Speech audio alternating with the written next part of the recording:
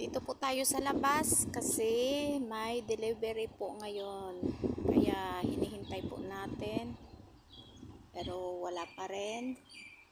At hindi po maganda ang panahon. Makulimlim.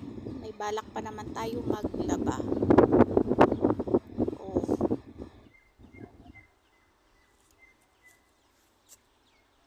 Diba? Kaya siguro umaambon na po. Pumapatak-patak na yung ulan. Pero kailangan ko sana maglaba kasi magra-Ramadan na. Ilang days na lang.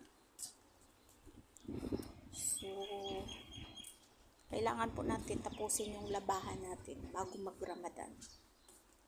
Ngayon sana ang schedule ko. Pero parang hindi kayanin kasi umuulan. Umambon na nga eh.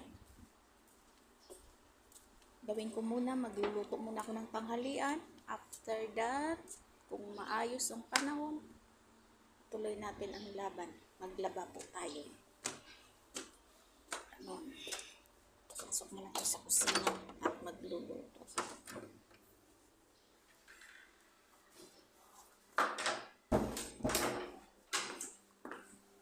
Kayo, ano pang tinitingin-tingin nyo dyan? Umaambon na, maligo na tayo. Maambon na sa labas. Kailangan sana natin maglaba pero wag muna.